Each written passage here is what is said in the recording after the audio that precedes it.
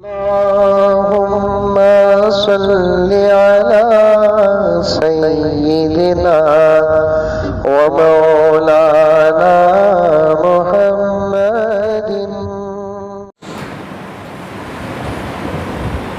Sofa बाप लेकर आया, पैसे देकर लाया, अब वो बाप की मिल्कियत, बाप का इंतकाल हो गया।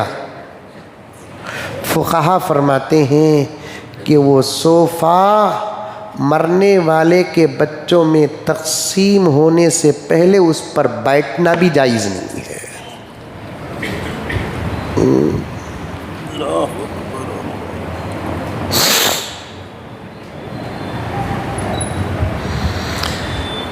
है एहतियात, अब दुनिया में कांत भी है लाखों रुपए के प्रॉपर्टियां माँ बाप के बच्चे एक दूसरे कब्जा करके बैठे हैं।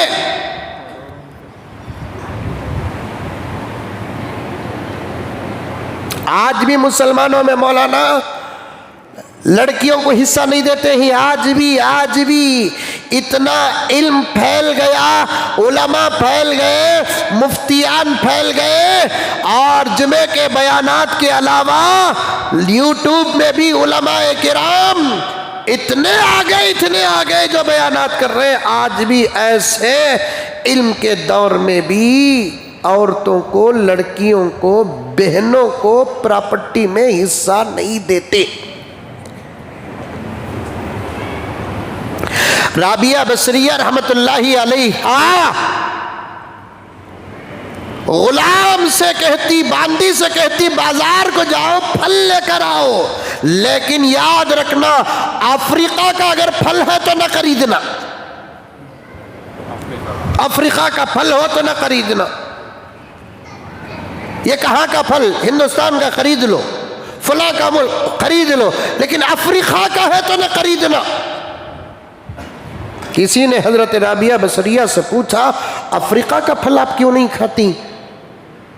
तो राबिया का तकवा देखो, राबिया का फतवा देखो, राबिया की एहतियात देखो। राबिया बसरिया ने कहा कि अफ्रीका में मर्द औरतों को विरासत में हिस्सा नहीं देते, तो वहाँ की ज़मीन का फल खाना भी जायज़ नहीं है।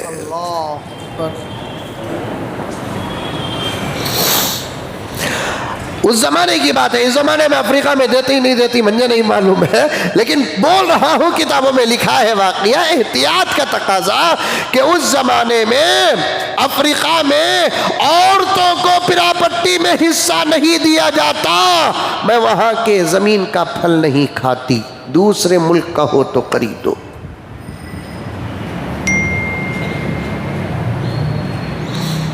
शादी होगी भान की, हमारे बाबा उसकी शादी में 25 लाख रुपए खर्चा करे, 5 लाख रुपए उसके मर्द को जोड़े को दिए, 10 लाख का जेवर बनाए, 15 लाख, 5 लाख का जहेज दिए, 20 लाख, 5 लाख रुपए दावत में खर्चा करे, 25 लाख। प्रॉपर्टी में ये घुग्गू वो 25 लाख लेस कर रहा है, क्या कि इन्हें कमाए सका। मेरी शादी में हमारे बाबा 10 लाख भी खर्चा करे नहीं। बेटी, अरे उसकी बेटी, बाप है तो बच्चों पर जो खर्च करता है अपनी जिंदगी में विरासत में लस नहीं कर सकता।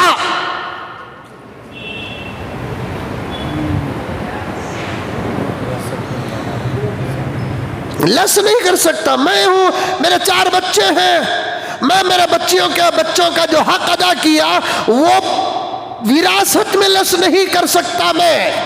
और मेरे बाद मेरे घर का जो जिम्मेदार है वो मेरे अखराजात को सामने रखकर तकसीम नहीं कर सकता।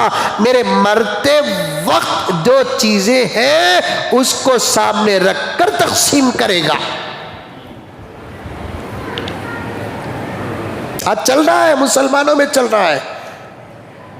बात जगह पर तो बराबर देते तो नहीं, भाना को नहीं, हिस्सा नहीं। भाया बोलते हमें कितना देते ही उतना लेना, नहीं तो वो भी मिलता नहीं, खा को मर जा। एक एक बिच्छू गद्दे की शक्ल पे, गद्दे के साइज पर आएगा। वो माल वो बिच्छू नहीं होगा, खुदा उस कब्जा शुदा माल को इतना बड़ा बिच्छू बना देंगे। खाली इतना बिच्छू आगा तो टाइट हो जाता, देखता नहीं बिच्छू इतना चित्ता आ जाता। फिर हम क्या पूछते भी वो दिखता कहते। ये दुनिया का बिच्छू साहब जब खबर में आएगा बिच्छू, वो मामूली बिच्छू नहीं। थानवी ने हिकायात में लिखा है कि एक आदमी कब्रिस्तान से, खबर के बिच्छुआ मामूली बिच्छुआ नहीं, आदमी खबर में इतने बड़े बड़े सुराखा ही, झाग को देखो नो को अंदर कहते भी कीड़ा रहा तो टच करो नो को। मसला बता रहा हूं मैं, खबर के अंदर रहने वाले मूजी जानवरों को छेड़ना जायज़ नहीं है, क्योंकि वो ज़मीन के ऊपर के जानवर हैं। इस बात का यकीन नहीं हो सकता कि खुदा किसी के लिए अजाब बनाकर पैदा किया हो। छेड़ना नहीं। अंदर कहते भी बिच्छू बैठा है, सांप बैठा है, देख डालो, वो खबर किसकी है कि उसके लिए दुआ कर डालो, चल जाओ। ये शरारत हमारे पौधा को बहुत है। खबरा के गड़े देख लो कोई तो कौन ती वली दिखता क्या को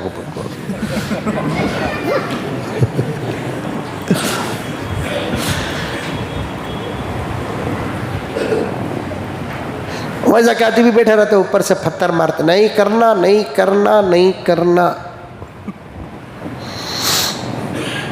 उनको उस काम के लिए पैदा करते हैं अल्लाह ताला, वो अपने काम में मसरूफ़ रहते हैं। उनको डिस्टर्ब करेंगे तो बहुत गुस्सा आता है। थानवी ने लिखा है कि एक शरीर मुसलमान कब्रिस्तान के पास से गुजरा तो एक सुराख नजर आया।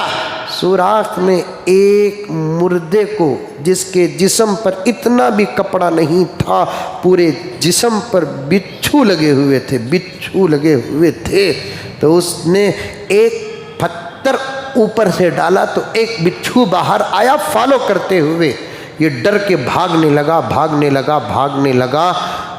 जहां जहां जा रहा है बिच्छू आ रहा है, किसी को नहीं काट रहा है, मारे तो मरता भी नहीं है बिच्छू, क्योंकि अजाब है ना, वो अजाब है ना। तो अब ये जहां जा रहा है वहां आ रहा है, जहां जा रहा है वहां आ रहा है। आखिर किसी ने मशवरा दिया कि मियाँ बिच्छू को तीरना नहीं आता, तुम किसी तालाब में डुबकी लगा दो। अब इन्हें जैसे ही तालाब में डुबकी लगाया, वो तो खुदा का पैदा करदा स्पेशल बिच्छू था, उसे तीरना आता था, लेकिन फितरत खुदा कैंसिल नहीं की है। उस बिच्छू ने वापस जाते जाते अपने डंक से पानी को मारा। एक खतरा जहर उस तालाब में क्या गिरा कि खवलता हुआ छोटे से बर्तन के पानी के मानिन पूरा तालाब उबलने लगा, और जो बचने के लिए डुबकी लगाया वो कोयले की शक्ल में छोटा सा टुकड़ा बनकर ऊपर तीरने लगा। अल्लाह अल्लाह।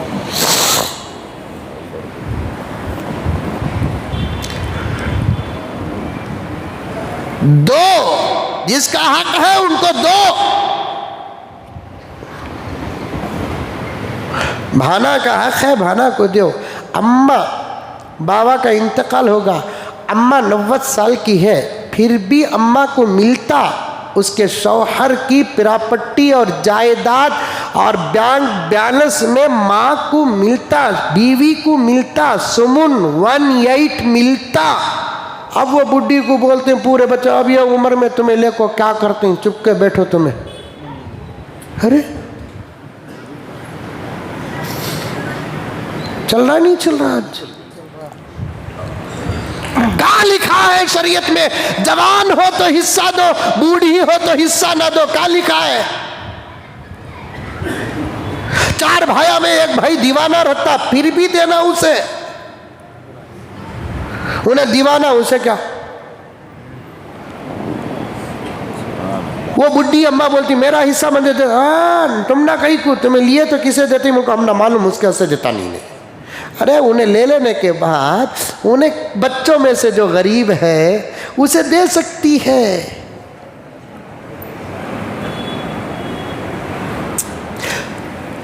बाज बच्चे बोलते हैं माँ बाप का तो पूरे बच्चों को बराबर देखना। बराबर का तर्जुमा क्या बा?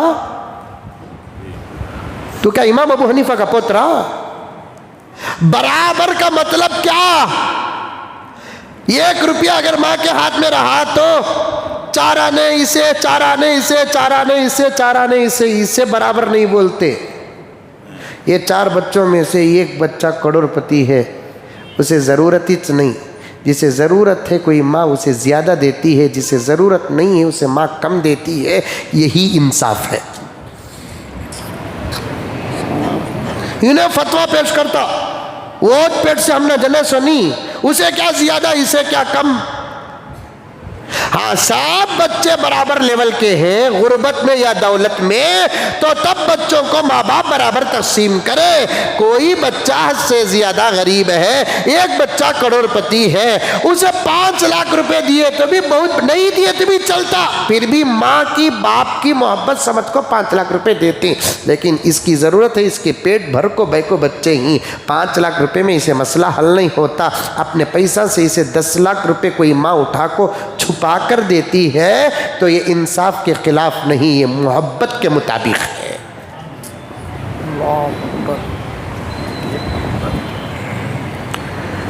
हाँ, सब भी इमामा बन गए। मैं ये बात कहीं को विरासत की लेकर आया, एक फैसला में बैठा था, इत्तेफाक से नहीं आने वाला आदमी मेरे पास आया। उन्हें क्या समझा, मुजम्मिल साहब मेरे दोस्त ना, फैसला भी मेरी तरफ ही छोंगा। मैं मुजम्मिल साहब बा रोबदार नहीं, मैं अल्हम्दुलिल्लाह आलिम रे बाबा, हेबट नहीं। अब बोले तो अल्हम्दुलिल्लाह, अल्लाह की नेमत का इजहार, एक बैठक में 10-12 पारे सुना सकता हूँ, अल्हम्दुलिल्लाह। मैं दोस्ती, सूरत, दौलत, ओहदा, कुर्सी, मकाम, मर्तबा देखकर फैसला नहीं करता, कुरान हदीस देखकर फैसला करता हूँ। तो मैं मुदस्सिर पक्का दोस्त, मेरा महबूब पक्का दोस्त, गलती करा तो गलती, उतनी बात थे। हम उस अदालत के लोग नहीं हैं जो नोटों से फैसले बदल जाते हैं। हम उस शरीयत के गुलाम हैं जहां गुलाम और बादशाह में फैसले के वक्त में तमीज़ नहीं होती।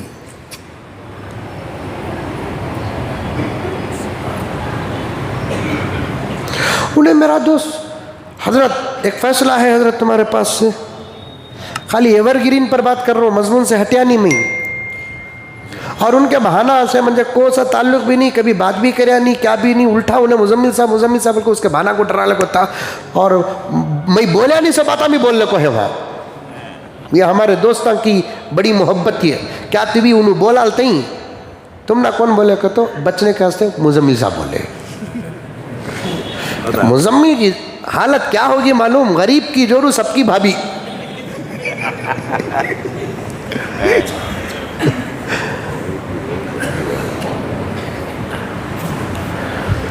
अब उन्हें भाना को बोल लगा है, मुजम्मिल साहब बोले फैसला है हजरत मेरा। क्या है हजरत? बुला लगा, क्या भी किस्सा, ऐसा हजरत अम्मा बाबा हमारे मर गए, पिरापट्टी है हजरत, हमारे भाना को बहुत दाल को हमारे बाबा कर को दिए हजरत, क्या की हजरत, किधर की हजरत, अब हमारे भाना को हमें इतना देती। बोले तो मानते नहीं हजरत, एक काम करता हूँ, बुला लगा तो हजरत ज़रा समझाओ।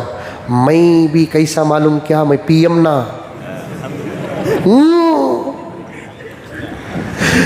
PM ना, मैं तब भी अगर उसे फतवा दे डालता था, उन्हें भी आता नहीं था। बुला लगा जी, समझा तुम तुम्हारे भाना को, बोल को भाना को भी बुला लिया। वो भाना क्या सूझ कर आए, अरे मुजम्मिल साहब बा क्या फैसला करती कि दादा के दोस्त तुनू, बड़े भाई को दादा बोलते यहाँ पर, वो दादा नहीं, बाबा का बाबा, समझ में ये बातें। बड़े भाई को भी दादा बोलते, बाबा के बाबा को भी दादा बोलते, घुग्गू को भी दादा बोलते। कौन घुग्गू? कुत्ता हो गया था, 3 दिन बुखार आता था, दादा कहते ही दादा, गली के रोबदारा दादा कहते, क्या रोबदारा रे बाबा।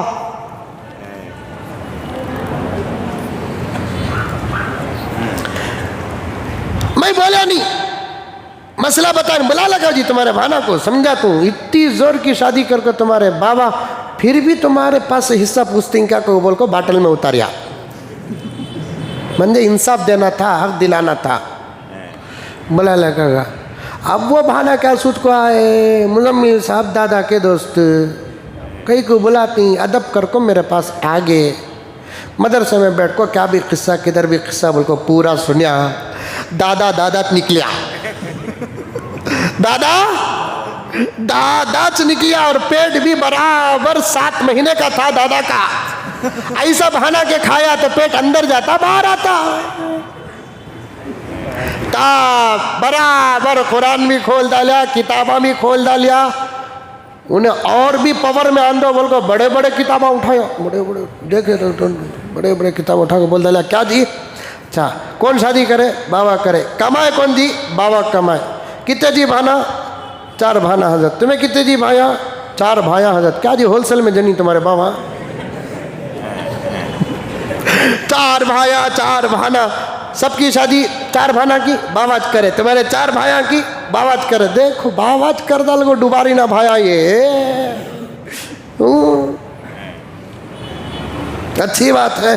कमाए से पूरा क्या जी, बाबाज, कहाँ से जी कमाए, दुकाना ही हजरत, दुकाना भी कब्जा कर लिए ही, घरा भी कब्जा कर लिए ही, कहाँ बात चल जाती कि बेंगलुरु का मैटर है। अब मेरा फैसला मैसूर रोड का होता है कि टानी रोड का होता है कि मालूम नहीं। हक बोल कर मरना शहादत है।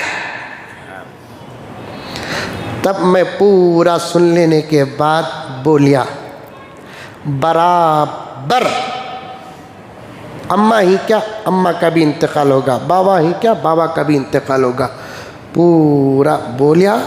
4 2 8 1 4 12 pin pin pin pin pin को इंक्लूड सबको जमा करके टोटल इस वक्त तुम्हारे बाप के नाम पर जो प्रॉपर्टी है, घर दुकाना, उसके 12 हिस्से करेंगे। एक एक भाई 2-2 हिस्से लेगा और एक बहन को एक एक हिस्सा देंगे।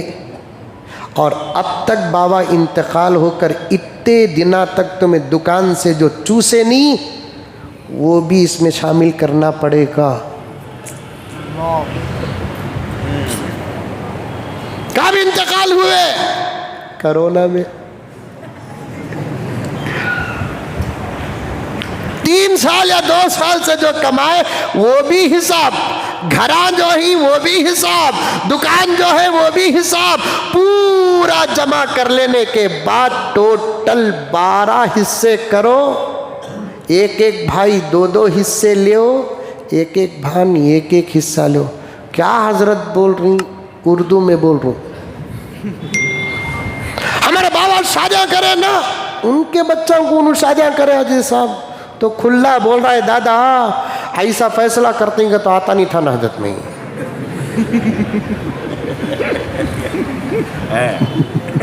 भाई बोलिया उसके ऐसे आइडिया करको तुझे बुलाया सो भाई। तब एक भान बोल रही है हजरत ये शरीयत का मसला हजरत। मैं बोलिया हाँ शरीयत क्या माँ, हजरत हमारे वास्ते हजरत ये शरीयत बनी। एवरग्रीन, जब भी जिसके लिए मसला आता है यूं महसूस होता है कि अभी शरीयत उतर रही है।